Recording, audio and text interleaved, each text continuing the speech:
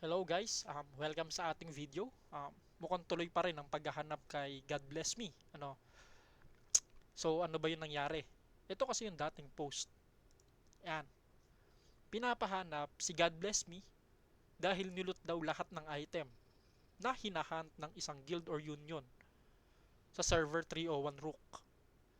Ako personally, hindi ko alam kung ano yung system ng union nila doon. Pero sa pag-research ko ay may priority sila na maglulot ng item that time. Then, itong si God Bless Me, sumali sa union na or guild, tapos niloot lahat ng item. Then, based na rin sa pagbabasa-basa ko, sa research ko, nasa 500,000 worth ng item ang naloot. Guys, correct me if I'm wrong ha. Then, may bagong post ngayon itong sa sender. Hindi naman daw ipipk in real life or kakasuhan. Hahanapin lang naman. Ha? So, bahala na kayo dyan. So, syempre, ang main content natin ay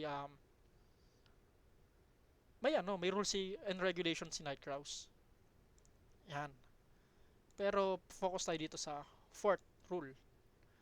So, unacceptable behavior yan. Dito makikita nyo naman yan sa notice. Yan, sa news notice. Tapos search na lang yung fair play pledge. So, yan. We will not share any confidential data with other users or take any advantage of internal system issues. So, yan, sila rin, hindi rin sila mag-i-speech na basta kung hindi sila magbibigay ng any information ng players para mag-benefit yung isang tao. Wait lang, yung character ko, naka-AFK. So, yun lang naman guys. Dapat, ine-enjoy lang natin yung laro. Masaya naman kasi talaga maglaro. Tapos bonus na lang din yung kumikita, yung nag-earn ka. So, ngayon, para lumakas yung character ko, send kayo ng seeds. Ayan.